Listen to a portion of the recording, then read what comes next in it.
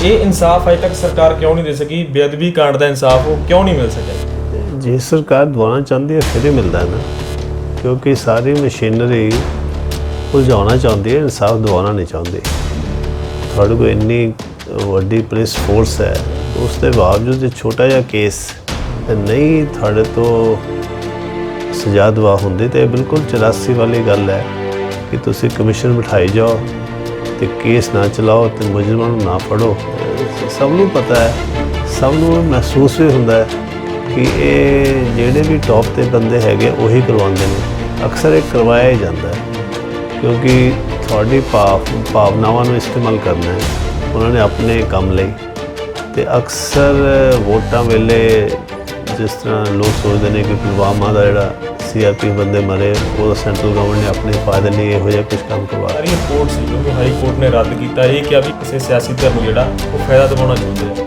ਹੁਣ ਕੁੰਵਰ ਵਿਜੇ ਪ੍ਰਤਾਪ ਸਿੰਘ ਜਿਹੜੇ ਆਮ ਆਦਮੀ ਪਾਰਟੀ ਚਲੇ ਗਏ, ਇਹਨੂੰ ਕਿਸ ਤਰ੍ਹਾਂ ਵੇਖਦੇ? कोर्ट में उन्होंने खिलाफ इल्ज़ाम लगा सी कि ये जिस सरकार की SIT के चेयरमैन है उस सरकार को राजनीतिक फायदा देना चाहते हैं। उन्होंने रिजाइन करके एक पोलिटिकल पार्टी ज्वाइन करना ये जोड़ा लगा से उन्होंने इल्ज़ाम ऑलमोस्ट उन्होंने साबित ही कर दिया। चाहे तुसी ओपोजिशन हो चाहे तुसी रूलिंग पार्टी हो, सिर्फ हिस्से का बलदा है।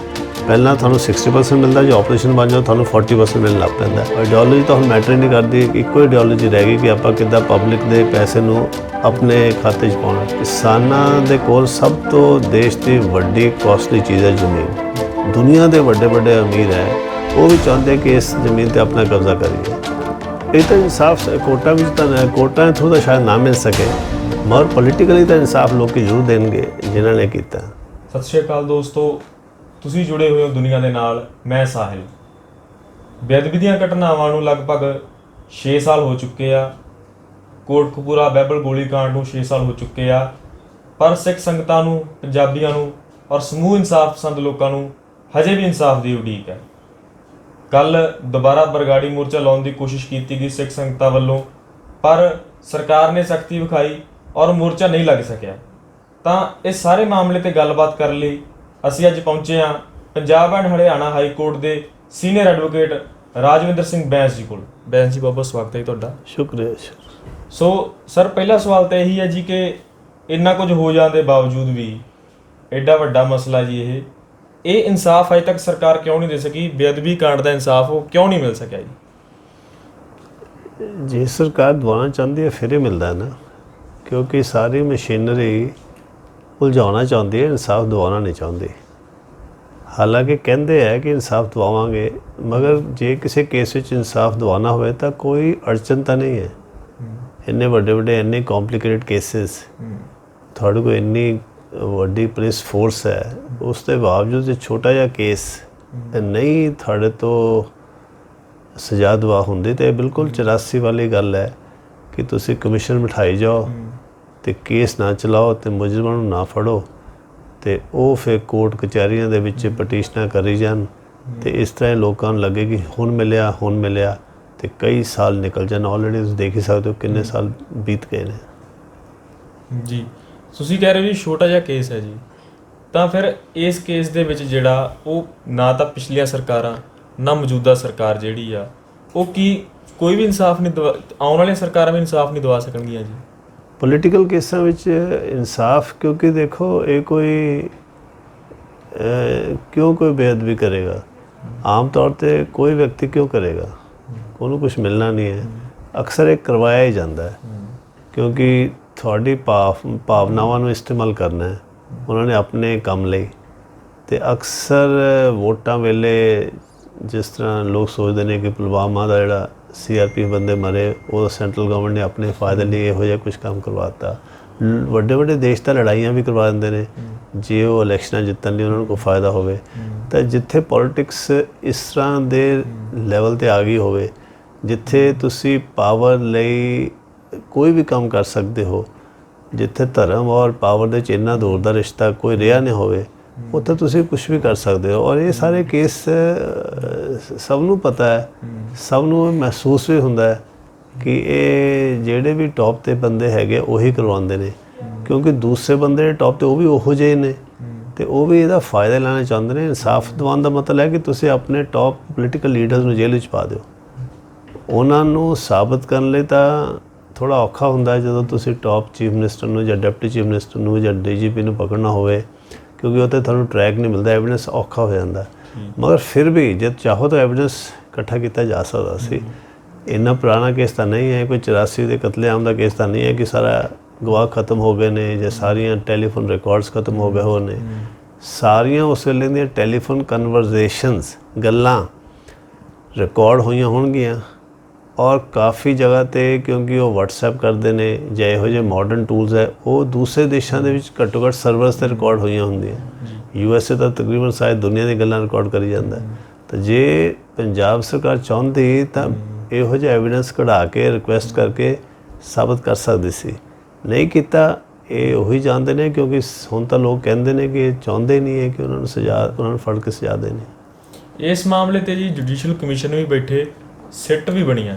ਇੱਕ ਸਿੱਟ ਜਿਹੜੀ ਆ ਕੁੰਵਰ ਵਿਜੇ ਪ੍ਰਤਾਪ ਸਿੰਘ ਦੀ ਅਗਵਾਈ ਵਿੱਚ ਵੀ ਬਣੀ, ਔਰ ਉਹਦੇ ਜਿਹੜੇ ਸਾਰੀ ਰਿਪੋਰਟ ਸੀ ਉਹਨੂੰ ਹਾਈ ਕੋਰਟ ਨੇ ਰੱਦ ਕੀਤਾ। ਇਹ ਕਿਹਾ ਵੀ ਕਿਸੇ ਸਿਆਸੀ ਧਿਰ ਨੂੰ ਜਿਹੜਾ ਉਹ ਫਾਇਦਾ ਦਿਵਾਉਣਾ ਚਾਹੁੰਦੇ ਆ। ਹੁਣ ਕੁੰਵਰ ਵਿਜੇ ਪ੍ਰਤਾਪ ਸਿੰਘ ਜਿਹੜੇ ਆਮ ਆਦਮੀ ਪਾਰਟੀ ਚਲੇ ਗਏ, ਇਹਨੂੰ ਕਿਸ ਤਰ੍ਹਾਂ ਵੇਖਦੇ ਹੋ? ਐਕਚੁਅਲੀ ਜਿਹੀ ਕੋਰਟ ਵਿੱਚ ਉਹਨਾਂ ਦੇ ਖਿਲਾਫ ਇਹ ਇਲਜ਼ਾਮ ਲੱਗਾ ਸੀ ਕਿ ਇਹ ਜਿਸ ਸਰਕਾਰ ਦੀ SIT ਦੇ ਚੇਅਰਮੈਨ ਹੈ, ਉਸ ਸਰਕਾਰ ਨੂੰ ਰਾਜਨੀਤਿਕ ਫਾਇਦਾ ਦੇਣਾ ਚਾਹੁੰਦੇ ਆ। ਇਹ ਕੋਈ ਸੱਚਾਈ ਨੂੰ ਜਾਣਨਾ ਨਹੀਂ ਚਾਹੁੰਦੇ, ਇਹ ਅਸਲੀ ਮੁਜਰਮ ਨੂੰ ਫੜਨਾ ਨਹੀਂ ਚਾਹੁੰਦੇ। ਉਹਨਾਂ ਨੇ ਰਿਜ਼ਾਈਨ ਕਰਕੇ ਇੱਕ ਪੋਲੀਟੀਕਲ ਪਾਰਟੀ ਜੁਆਇਨ ਕਰਨਾ, ਇਹ ਜਿਹੜਾ ਲੱਗਾ ਸੀ ਉਹਨਾਂ 'ਤੇ ਇਲਜ਼ਾਮ, ਆਲਮੋਸਟ ਉਹਨਾਂ ਨੇ ਸਾਬਤ ਹੀ ਕਰ ਦਿੱਤਾ। ਇਸ ਕਰਕੇ ਚਾਹੇ ਉਹਨਾਂ ਨੇ ਰਿਜ਼ਾਈਨ ਕੀਤਾ ਔਰ ਕਿਹਾ ਕਿ ਉਹਨਾਂ ਨੂੰ ਦੁੱਖ ਹੋਇਆ, ਹਾਈ ਕੋਰਟ ਨੇ ਕੀਤਾ, ਬਟ ਹਾਈ ਕੋਰਟ ਨੇ ਤਾਂ ਇੱਕੋ FIR ਬਾਰੇ ਕਿਹਾ ਸੀ, ਬਾਕੀ 7 FIR ਬਾਰੇ ਤਾਂ ਹਾਈ ਕੋਰਟ ਨੇ ਕੁਛ ਨਹੀਂ ਸੀ ਕਿਹਾ। ਸੋ ਕੋਈ ਕਾਰਨ ਨਹੀਂ ਸੀ ਕਿ ਬਾਕੀ FIR ਦੇ ਵਿੱਚ ਵੀ ਕੇਸ ਸਿਰੇ ਪਹੁੰਚਦਾ। ਸੋ ਮੈਨੂੰ ਤਾਂ ਲੱਗਦਾ ਕਿ ਜਿਹੜਾ ਉਹਨਾਂ ਦਾ ਰੈਜ਼ਿਗਨੇਸ਼ਨ ਹੈ, ਉਹਨਾਂ ਨੇ ਆਪਣਾ ਹੱਥ ਤੋੜ ਲਿਆ, ਉਹਨਾਂ ਨੇ ਬਹਾਨਾ ਬਣਾਇਆ ਹਾਈ ਕੋਰਟ ਦੀ ਜੱਜਮੈਂਟ ਨੂੰ। ਬੇਸਿਕਲੀ ਇਹ ਵੀ ਉਸੇ ਹੀ ਸਕੀਮ ਦਾ ਹਿੱਸਾ ਹੈ ਕਿ ਤੁਸੀਂ ਕਿੱਦਾਂ ਮਾਮਲੇ ਨੂੰ ਉਲਝਾਓ। ਇੱਕ FIR ਵਿੱਚ ਹਾਈ ਕੋਰਟ ਕੁਛ ਕਹਿੰਦਾ ਹੈ, ਬਾਕੀ 6 FIR ਵਿੱਚ ਕੀ ਪ੍ਰੋਬਲਮ ਹੈ, ਉਹ ਕੇਸ ਸਿਰੇ ਕਿਉਂ ਨਹੀਂ ਚੜ੍ਹ ਰਹੇ। ਤਾਂ ਉਸ ਕਰਕੇ ਲੱਗਦਾ ਨਾ ਕਿ ਔਰ ਇਸ ਸਰਕਾਰ ਦਾ ਜਾਂ ਪੁਰਾਣੀ ਸਰਕਾਰ ਦਾ, ਹੁਣ ਉਹਨਾਂ ਸਾਰੀਆਂ ਸਰਕਾਰਾਂ ਐਕਚੁਅਲੀ ਮਿਲ ਗਈਆਂ ਜਿਹੜੀਆਂ ਸਾਡਾ ਭ੍ਰਸ਼ਟਾਚਾਰ ਜਾਂ ਕਰਪਸ਼ਨ ਹੁੰਦੀ ਹੈ ਜਾਂ ਮਾਈਨਿੰਗ ਹੁੰਦੀ ਹੈ ਜਾਂ ਕਿਸ ਤਰ੍ਹਾਂ ਨਜਾਇਜ਼ ਪਬਲਿਕ ਮਨੀ ਪ੍ਰਾਈਵੇਟ ਹੱਥਾਂ ਵਿੱਚ ਜਾ ਰਹੀ ਹੈ, ਉਹ ਸਾਰਾ ਹੁਣ ਸਭ ਨੂੰ ਪਤਾ ਕਿ ਚਾਹੇ ਤੁਸੀਂ ਆਪੋਜੀਸ਼ਨ 'ਚ ਹੋਵੇ, ਚਾਹੇ ਤੁਸੀਂ ਰੂਲਿੰਗ ਪਾਰਟੀ ਹੋ, ਸਿਰਫ ਹਿੱਸੇ ਦਾ ਬਲਦਾ। ਪਹਿਲਾਂ ਤੁਹਾਨੂੰ 60% ਮਿਲਦਾ, ਜੇ ਆਪੋਜੀਸ਼ਨ ਬਣ ਜਾਓ ਤੁਹਾਨੂੰ 40% ਮਿਲਣ ਲੱਗ ਪੈਂਦਾ। ਅਤੇ ਜਦੋਂ ਇੰਨਾ ਜ਼ਿਆਦਾ ਤੁਹਾਡਾ ਰਿਸ਼ਤਾ ਬਣ ਜਾਏ ਲੁੱਟਣ ਦਾ, ਫਿਰ ਲੋਕਾਂ ਦੇ ਹਿੱਤ, ਲੋਕਾਂ ਨੂੰ ਇਨਸਾਫ ਮਿਲਣਾ ਤਾਂ ਬਹੁਤ ਮੁਸ਼ਕਿਲ ਹੈ। ਇਸ ਲਈ ਜਦ ਤੱਕ ਬਿਲਕੁਲ ਅਪਰਾਈਜ਼ਿੰਗ ਹੋਵੇ ਜਾਂ ਬਿਲਕੁਲ ਕ੍ਰਾਂਤੀ ਹੋਵੇ ਜਾਂ ਤੁਸੀਂ ਇਹੋ ਜਿਹੇ ਸਾਰੇ ਬੰਦਿਆਂ ਨੂੰ ਉਖਾੜ ਸਿੱਟੋ ਅਤੇ ਬਿਲਕੁਲ ਇਮਾਨਦਾਰ ਬੰਦਿਆਂ ਨੂੰ ਲਿਆਓ। ਆਈਡੀਓਲੋਜੀ ਤਾਂ ਹੁਣ ਮੈਟਰ ਹੀ ਨਹੀਂ ਕਰਦੀ, ਇੱਕੋ ਆਈਡੀਓਲੋਜੀ ਰਹਿ ਗਈ ਕਿ ਆਪਾਂ ਕਿੱਦਾਂ ਪਬਲਿਕ ਦੇ ਪੈਸੇ ਨੂੰ ਆਪਣੇ ਖਾਤੇ 'ਚ ਪਾਉਣਾ। ਅਤੇ ਉਸ ਵੇਲੇ ਤਾਂ ਤੁਸੀਂ ਬਿਲਕੁਲ ਹੀ ਜੇ ਇਮਾਨਦਾਰ ਬੰਦੇ ਨੂੰ ਚੂਜ਼ ਕਰੋਗੇ, ਸਾਰੀਆਂ ਪਾਰਟੀਆਂ ਦਾ ਕੰਸੈਸ਼ਨ ਛੱਡ ਕੇ, ਫਿਰ ਇਹ ਸੰਭਾਵਨਾ ਬਣਦੀ ਹੈ ਕਿ ਉਹ ਸਰਕਾਰ ਨੂੰ ਇਨਸਾਫ ਦਿਵਾ ਸਕੇ। ਤੁਸੀਂ ਕਹਿ ਰਹੇ ਹੋ ਜੀ ਸਾਰੀਆਂ ਸਰਕਾਰਾਂ ਰਲ ਚੁੱਕੀਆਂ ਨੇ, ਕੀ ਇਹੀ ਕਾਰਨ ਹੈ ਕਿ ਕੱਲ੍ਹ 1 ਜੁਲਾਈ ਨੂੰ ਦੁਬਾਰਾ ਬਰਗਾੜੀ ਮੋਰਚਾ ਲੱਗਣ ਦੀ ਕੋਸ਼ਿਸ਼ ਜਦੋਂ ਹੋਈ ਤਾਂ ਉੱਥੇ ਲੋਕਾਂ ਦੀ ਗਿਣਤੀ ਨਹੀਂ ਪਹੁੰਚੀ ਜਿੰਨੀ ਉਮੀਦ ਸੀਗੀ? ਕਿਉਂਕਿ ਲੋਕਾਂ ਨੂੰ ਤਾਂ ਹੁਣ ਸਮਝ ਆ ਰਿਹਾ ਨਾ ਕਿ ਜਿਹੜੇ ਮੋਰਚੇ ਵੀ ਲੱਗ ਰਹੇ ਨੇ, ਹੁਣ ਸਿੱਧੀ ਜਿਹੀ ਗੱਲ ਹੈ ਕਿ ਸਭ ਤੋਂ ਵੱਡਾ ਦੇਸ਼ ਦਾ ਜਿਹੜਾ ਅਮੀਰ ਬੰਦਾ ਕਹਿ ਲਓ ਜਾਂ ਦੇਸ਼ ਦਾ ਤਗੜਾ ਬੰਦਾ ਡਰਿਆ ਹੈ ਕਿਸਾਨਾਂ ਦੇ ਅੰਦੋਲਨ ਤੋਂ। ਜੀ। ਕਿਉਂਕਿ ਕਿਸਾਨਾਂ ਦੇ ਕੋਲ ਸਭ ਤੋਂ ਦੇਸ਼ ਦੀ ਵੱਡੀ ਕੋਸਟਲੀ ਚੀਜ਼ ਹੈ ਜ਼ਮੀਨ। ਔਰ ਦੇਸ਼ ਦੇ ਪੂੰਜੀ ਤਾਂ ਘੱਟ ਹੈ, ਜਿਹੜੇ ਦੁਨੀਆ ਦੇ ਵੱਡੇ ਵੱਡੇ ਅਮੀਰ ਹੈ ਉਹ ਵੀ ਚਾਹੁੰਦੇ ਕਿ ਇਸ ਜ਼ਮੀਨ 'ਤੇ ਆਪਣਾ ਕਬਜ਼ਾ ਕਰੀਏ। ਤਾਂ ਇਸ ਕਰਕੇ ਔਰ ਸਾਰੇ ਦੁਨੀਆ 'ਚ ਇੱਕੋ ਜਗ੍ਹਾ ਐਡਾ ਵੱਡਾ ਅੰਦੋਲਨ ਹੋਇਆ ਕਿਸਾਨਾਂ ਨੇ। ਅਮਰੀਕਾ 'ਚ ਕਿਸਾਨ ਕਮਜ਼ੋਰ ਹੋ ਗਏ, ਉੱਥੇ ਉਹਨਾਂ ਨੇ ਜ਼ਮੀਨਾਂ ਖਰੀਦ ਲਈਆਂ। ਯੂਰਪ ਵਿੱਚ ਖਤਮ ਹੋ ਗਏ।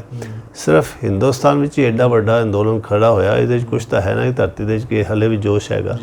ਤਾਂ ਉਸ ਅੰਦੋਲਨ ਨੂੰ ਕਿਵੇਂ ਖਤਮ ਕਰਨਾ, ਚਾਹੇ ਉਹਨਾਂ ਨੂੰ ਜਿਹੜੇ ਬੇਅਦਬੀ ਦੇ ਮਾਮਲੇ ਹੁੰਦੇ ਆ ਜਾਂ ਇੱਦਾਂ ਦੀਆਂ ਕੁਰਾਨ ਨੂੰ ਵਾੜ ਦਿਓ ਜਾਂ ਗਾਂ ਨੂੰ ਮਾਰ ਕੇ ਉਹਦੀ ਪੂੰਛਾ ਜਾਂ ਮਾਸ ਸਿੱਟ ਦਿਓ ਜਾਂ ਕਿਸੇ ਸੂਰ ਦਾ ਇਹ ਸਾਰੀਆਂ ਧਾਰਮਿਕ ਭਾਵਨਾਵਾਂ ਨੂੰ ਜਿਹੜੀਆਂ ਹੁੰਦੀਆਂ ਭੜਕਾਉਣ ਲਈ ਹੁੰਦਾ। ਅਤੇ ਹੁਣ ਇਹ ਚਾਹੁੰਦੇ ਆ ਕਿ ਲੋਕ ਕਿ ਫਿਰ ਇਹਨਾਂ ਚੱਕਰਾਂ 'ਚ ਪੈ ਜਾਂਦਾ, ਕਿਉਂਕਿ ਕਿਸਾਨ ਦਾ ਮੁੱਦਾ ਬੇਸਿਕ ਚੀਜ਼ਾਂ ਉਠਾਉਂਦਾ ਹੈ। ਉਹ ਰੋਜੀ ਦਾ ਰੋਟੀ ਦਾ ਮਾਮਲਾ ਉਠਾਉਂਦਾ ਹੈ, ਉਹ ਐਕਚੁਅਲੀ ਜ਼ਮੀਨ ਦਾ ਮਾਮਲਾ ਉਠਾਉਂਦਾ ਹੈ। ਉਹ ਸਰਕਾਰ ਨੂੰ ਬਿਲਕੁਲ ਸ਼ੀਸ਼ਾ ਦਿਖਾ ਰਿਹਾ ਕਿ ਤੁਸੀਂ ਐਕਚੁਅਲੀ ਵਿਕ ਚੁੱਕੀ ਸਰਕਾਰ ਹੋ।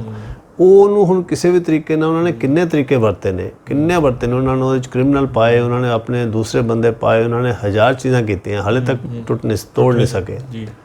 ਹੁਣ ਇਹ ਵੀ ਇੱਕ ਅਲੱਗ ਢੰਗ ਲੱਗਦਾ ਮੈਨੂੰ, ਕਿਉਂਕਿ ਇਸੇ ਲਈ ਲੋਕ ਤਾਂ ਇਹ ਗੱਲ ਜ਼ਿਆਦਾ ਸਮਝਦੇ ਸਾਡੇ ਨਾਲ, ਤੇ ਇਸ ਲਈ ਉੱਥੇ ਰਿਸਪੌਂਸ ਨਹੀਂ ਮਿਲਿਆ। ਜਿੱਥੇ ਇੰਨਾ ਵੱਡਾ ਰਿਸਪੌਂਸ ਸੀ ਬੇਅਦਬੀ 'ਤੇ, ਹੁਣ ਦੁਬਾਰਾ ਮੋਰਚਾ ਕਰਨ ਦੀ ਜਿਹੜੀ ਕੋਸ਼ਿਸ਼ ਕੀਤੀ ਗਈ ਹੈ ਉਹਦੇ ਵਿੱਚ ਇੱਕ ਸਪਸ਼ਟ ਨਜ਼ਰ ਆਉਂਦਾ ਕਿ ਲੋਕਾਂ ਨੂੰ ਪਤਾ ਲੱਗ ਗਿਆ ਕਿ ਤੁਸੀਂ ਜਿਹੜਾ ਸਾਡੀ ਐਗਜ਼ਿਸਟੈਂਸ ਦੀ ਲੜਾਈ ਹੈ ਕਿਸਾਨ ਮੋਰਚਾ, ਉਹਨੂੰ ਹੀ ਢਾਲ ਪਾਉਣ ਦਾ ਇੱਕ ਤਰੀਕਾ ਹੈ। ਜੀ ਆਪਾਂ ਜੇ ਪਿੱਛੇ ਜਾਈਏ ਜੀ, 2015 ਵਿੱਚ ਜਦੋਂ ਬੇਅਦਬੀ ਦੀਆਂ ਘਟਨਾਵਾਂ ਹੁੰਦੀਆਂ ਨੇ, ਉਦੋਂ ਵੀ ਇੱਕ ਕਿਸਾਨ ਅੰਦੋਲਨ ਚੱਲ ਰਿਹਾ ਸੀਗਾ, ਉਦੋਂ ਵੀ ਨਰਮਾ ਘੋਲ ਚੱਲ ਰਿਹਾ ਸੀਗਾ। ਨਰਮੇ ਦੀ ਫਸਲ ਤੇ ਵੱਡੇ ਪੱਧਰ ਤੇ ਚਿੱਟੇ ਮੱਛਰ ਦਾ ਹਮਲਾ ਹੋ ਗਿਆ ਸੀਗਾ। ਉਸ ਤੋਂ ਬਾਅਦ ਨਕਲੀ ਦਵਾਈਆਂ ਦਾ ਮਾਮਲਾ ਆਇਆ ਸੀਗਾ। ਕਿ ਇਹੀ ਗੇਮ ਜਿਹੜੀ ਉਦੋਂ ਵੀ ਖੇਡੀ ਗਈ ਸੀ ਸਰਕਾਰ ਵੱਲੋਂ, ਕਿ ਇਹ ਵੀ ਪੋਸੀਬਿਲਿਟੀ ਹੋ ਸਕਦੀ ਹੈ? ਦੇਖੋ, ਜਿਹੜਾ ਭਾਵੁਕ ਬੰਦਾ ਹੁੰਦਾ ਨਾ, ਹਮੇਸ਼ਾ ਇਸਤੇਮਾਲ ਕੀਤਾ ਜਾਂਦਾ ਹੈ ਔਰ ਹੋ ਜਾਂਦਾ ਹੈ। ਤੁਹਾਡੀ ਭਾਵਨਾ ਇੱਕ ਜਗ੍ਹਾ ਹੈ, ਪਰ ਤੁਸੀਂ ਆਪਣੇ ਆਪ ਨੂੰ ਇੱਕ ਪਿਆਦਾ ਤਾਂ ਨਹੀਂ ਬਣਾ ਲੈਣਾ ਕਿ ਤੁਹਾਨੂੰ ਕੋਈ ਕੰਟਰੋਲ ਕਰੇ। ਤੁਸੀਂ ਆਪਣੇ ਆਪ ਨੂੰ ਕਠਪੁਤਲੀ ਦਾ ਨਾਮ ਨਾ, ਤੁਹਾਡੀ ਇੰਨੀ ਤਾਂ ਚੇਤਨਾ ਹੋਣੀ ਚਾਹੀਦੀ ਹੈ ਕਿ ਜਿੰਨਾ ਮਰਜ਼ੀ ਕੋਈ ਖੇਲ ਕਰ ਰਿਹਾ ਹੋਵੇ, ਜੇ ਗਾਂ ਦੀ ਪੂਛ ਨੂੰ ਸਿੱਟ ਦਿਓ ਤਾਂ ਹਿੰਦੂ ਧਰਮ ਤਾਂ ਕੋਈ ਨਹੀਂ ਮਰਨ ਲੱਗਾ। ਇਸੇ ਤਰ੍ਹਾਂ ਚਾਹੇ ਬੇਵਕੂਫ ਪਾਗਲ ਬੰਦੇ ਜਾਂ ਲਾਲਚੀ ਬੰਦੇ ਬੇਅਦਬੀ ਕਰ ਰਹੇ ਨੇ, ਅੰਗ ਤੋੜ ਰਹੇ ਨੇ, ਪਰ ਉਹਦੇ ਨਾਲ ਸਿੱਖ ਧਰਮ ਦਾ ਤਾਂ ਬਹੁਤ ਵੱਡਾ ਹੈ। ਸਿੱਖ ਧਰਮ ਤਾਂ ਇਹਨਾਂ ਛੋਟੀ ਚੀਜ਼ਾਂ ਦੇ ਉੱਤੇ ਕੀ ਖਤਰਾ ਹੋਣਾ, ਮਗਰ ਗੁੱਸਾ ਜ਼ਰੂਰ ਆਉਂਦਾ ਹੈ। ਅਤੇ ਮਗਰ ਗੁੱਸਾ ਤਾਂ ਤੁਹਾਨੂੰ ਉਹਨਾਂ ਬੰਦਿਆਂ 'ਤੇ ਹੋਣਾ ਚਾਹੀਦਾ ਜਿਹੜੇ ਕਰਵਾਉਂਦੇ ਨੇ, ਉਹਨਾਂ ਨੂੰ ਤੁਸੀਂ ਤਾਕਤ ਤੋਂ ਬਾਹਰ ਕੱਢੋ। ਛੋਟੇ ਪਿਆਦੇ ਜਾਂ ਛੋਟੇ ਬੰਦੇ, ਤੁਸੀਂ ਇਸ ਤਰ੍ਹਾਂ ਉਹ ਐਕਚੁਅਲੀ ਕਤਲੇਆਮ ਕਰਾਉਂਦੇ ਨੇ। ਪਹਿਲਾਂ ਸਾਡੇ ਦੇਸ਼ ਦੇ ਵਿੱਚ ਜਿੰਨੇ ਜਿਹਨੂੰ ਆਪਾਂ ਕਮਿਊਨਲ ਰਾਈਟਸ ਕਹਿੰਦੇ ਆ ਜਾਂ ਕਤਲੇਆਮ ਕਰਾਉਂਦੇ, ਉਹ ਇਹਨਾਂ ਭਾਵਨਾਵਾਂ ਨੂੰ ਉਜਾਗਰ ਕਰਕੇ ਕਰਾਉਂਦੇ। ਜਿੱਥੇ ਲੋਕ ਸਮਝ ਜਾਂਦੇ ਨੇ ਉਹਨਾਂ ਦੇਸ਼ਾਂ 'ਚ ਬੰਦ ਹੋ ਜਾਂਦੇ। ਹੁਣ ਸਾਡੇ ਦੇਸ਼ ਵਿੱਚ ਜਦੋਂ ਲੋਕ ਸਮਝ ਜਾਣਗੇ, ਹੌਲੀ ਹੌਲੀ ਉਹ ਜਿਹੜਾ ਹੁੰਦੇ ਆ ਭਾਵੁਕ ਹੋ ਕੇ ਇੱਕ ਦੂਜੇ ਦੇ ਖਿਲਾਫ ਨਹੀਂ ਮਾਰਨਗੇ, ਰਾਦਾ ਸਿੰਪਲ ਉਹਨਾਂ ਬੰਦਿਆਂ ਦੇ ਖਿਲਾਫ ਜਾਣਗੇ ਜਿਹੜੇ ਕਰਵਾ ਰਹੇ ਨੇ। ਔਰ ਕਰਵਾਏ ਬੜਾ ਸਪਸ਼ਟ ਹੈ, ਕਰਵਾ ਤਾਂ ਆਮ ਬੰਦਾ ਕਿਉਂ ਕਰੇਗਾ? ਕਿਉਂ ਕੋਈ ਗੁਰੂ ਗ੍ਰੰਥ ਸਾਹਿਬ ਦੇ ਖਿਲਾਫ ਜਾਂ ਉਹਨਾਂ ਨੂੰ ਕੀ ਮਿਲਣਾ?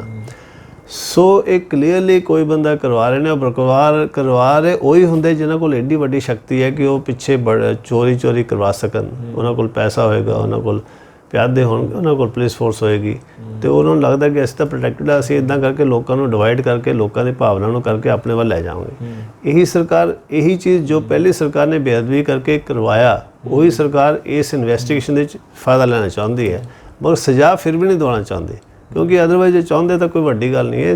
ਜਿਸ ਤਰ੍ਹਾਂ ਕਮਿਊਨਲ ਰਾਈਟਸ, ਕਤਲੇਆਮ ਵੀ ਜੇ ਸਰਕਾਰ ਚਾਹੁੰਦੀ ਤਾਂ ਹੀ ਹੁੰਦੇ ਨੇ। ਅਕਸਰ ਅੱਜ ਕੱਲ੍ਹ ਦਾ ਕ੍ਰਾਈਮ ਵੀ ਤਾਂ ਹੀ ਹੁੰਦਾ ਜੇ ਪੁਲਿਸ ਚਾਹੁੰਦੀ ਹੈ। ਅਦਰਵਾਈਜ਼ ਕਿਸੇ ਦੇਸ਼, ਕਿਸੇ ਪੁਲਿਸ ਸਟੇਸ਼ਨ ਦੀ ਹਦਾਇਤ ਵਿੱਚ ਇਮਾਨਦਾਰ SHO ਆਏ ਤਾਂ ਕ੍ਰਾਈਮ ਬੰਦ ਹੋ ਜਾਂਦਾ। ਸੋ ਜਦੋਂ ਸਾਡਾ ਪੋਲੀਟੀਕਲ ਢਾਂਚਾ ਕ੍ਰਾਈਮ ਤੋਂ ਇਨਕਮ 'ਤੇ ਬੇਸਡ ਹੋਵੇ, ਜਦੋਂ ਤੁਹਾਨੂੰ ਪਬਲਿਕ ਰਿਸੋਰਸਿਸ ਲੁੱਟਣ ਦੀ ਆਦਤ ਪੈ ਜਾਏ ਔਰ ਉਹ ਤੁਸੀਂ ਲੁੱਟ ਸਭ ਨਾਲ ਸ਼ੇਅਰ ਕਰਨ ਲੱਗ ਪਾਓ, ਕਿਉਂਕਿ ਉਹਨਾਂ ਨੂੰ ਹੁਣ ਹੌਲੀ ਹੌਲੀ ਉਹਨਾਂ ਨੇ ਪੁਲਿਸ ਫੋਰਸ ਆਪਣੇ ਨਾਲ ਰਲਾ ਲਈ, ਇੰਜੀਨੀਅਰ ਰਲਾ ਲਏ, ਆਪੋਜੀਸ਼ਨ MLA ਰਲਾ ਲਏ। ਚਾਹੇ ਤੁਸੀਂ ਕਿਸੇ ਪਾਸੇ ਹੋ, ਇੱਕ ਵਾਰ ਤੁਸੀਂ ਅੱਗੇ ਉਹ ਕਲੱਬ ਵਿੱਚ ਚਲੇ ਜਾਓ ਤਾਂ ਤੁਹਾਨੂੰ ਆਟੋਮੈਟਿਕਲੀ ਪੈਸੇ ਮਿਲਣੇ ਸ਼ੁਰੂ ਹੋ ਜਾਂਦੇ ਨੇ। ਉਦੋਂ ਸਾਰੇ ਬੰਦੇ ਬੜੇ ਮਹਿਸੂਸ ਕਰਦੇ ਨੇ ਕਿ ਹੁਣ ਅਸੀਂ ਸੇਫ ਹੈ, ਹੁਣ ਅਸੀਂ ਪਬਲਿਕ ਨੂੰ ਲੁੱਟ ਸਕਦੇ ਹਾਂ, ਪਬਲਿਕ ਨੂੰ ਬੇਵਕੂਫ ਬਣਾਇਆ ਜਾ ਸਕਦਾ। ਬਟ ਇਹੋ ਜਿਹਾ ਸਿਸਟਮ ਅਕਸਰ ਫਿਰ ਅਲਟੀਮੇਟਲੀ ਜਦੋਂ ਹੁੰਦੇ ਨਾ, ਜਦੋਂ ਕਹਿ ਲਓ ਗਦਰ ਪੈਂਦਾ ਜਾਂ ਇਨਕਲਾਬ ਆਉਂਦਾ ਜਾਂ ਸਾਰੇ ਲੋਕ ਇਕੱਠੇ ਹੋ ਕੇ ਜੇ ਸਮਝ ਆਉਂਦੇ ਨੇ, ਫਿਰ ਹੀ ਉੱਦਾਂ ਦੀ ਸਰਕਾਰਾਂ ਬਦਲਦੀਆਂ। ਜੀ, ਤੋਂ ਅਖੀਰ ਦੇ ਵਿੱਚ ਇਹੀ ਕਿ ਕੀ ਕਦੇ ਬੇਅਦਬੀ ਦਾ ਇਨਸਾਫ ਮਿਲ ਸਕੇਗਾ ਜੀ? ਇਹ ਤਾਂ ਇਨਸਾਫ ਕੋਰਟਾਂ ਵਿੱਚ ਤਾਂ, ਕੋਰਟਾਂ ਦੇ ਥਰੂ ਤਾਂ ਸ਼ਾਇਦ ਨਾ ਮਿਲ ਸਕੇ, ਮਗਰ ਪੋਲੀਟੀਕਲੀ ਤਾਂ ਇਨਸਾਫ ਲੋਕ ਜ਼ਰੂਰ ਦੇਣਗੇ ਜਿਨ੍ਹਾਂ ਨੇ ਕੀਤਾ। ਔਰ ਉਹਨਾਂ ਦਾ ਮਤਲਬ ਹੈ ਕਿ ਸਾਡੀਆਂ ਜਿਹੜੀਆਂ ਮੇਨ ਸਟ੍ਰੀਮ ਦੋਨੋਂ ਪਾਰਟੀਆਂ ਹੈਗੀਆਂ, ਤਿੰਨੋਂ ਪਾਰਟੀਆਂ, ਉਹਨਾਂ ਤਿੰਨਾਂ ਦਾ ਹੱਥ ਹੈ, ਉਹਨਾਂ ਨੂੰ ਇਨਸਾਫ ਤਾਂ ਲੋਕ ਜ਼ਰੂਰ ਦੇਣਗੇ ਜੀ। ਸੋ ਇਹ ਸਨ ਰਾਜਵਿੰਦਰ ਸਿੰਘ ਬੈਂਸ ਜੀ, ਜਿਨ੍ਹਾਂ ਨਾਲ ਅਸੀਂ ਗੱਲਬਾਤ ਕੀਤੀ। ਸੋ ਉਮੀਦ ਕਰਦੇ ਹਾਂ ਕਿ ਬੇਅਦਬੀ ਦੀਆਂ ਘਟਨਾਵਾਂ ਜੋ ਹੋਈਆਂ, ਜੋ ਗੋਲੀकांड ਹੋਇਆ, ਉਸ ਦਾ ਇਨਸਾਫ ਜਿਹੜਾ ਲੋਕਾਂ ਨੂੰ ਮਿਲੇ। ਤੁਸੀਂ ਦੇਖ ਰਹੇ ਹੋ ਦੁਨੀਆ, ਜੁੜੇ ਰਹੋ ਦੁਨੀਆ ਦੇ ਨਾਲ। ਤੁਹਾਡਾ ਸਾਰਿਆਂ ਦਾ ਬਹੁਤ ਬਹੁਤ ਧੰਨਵਾਦ।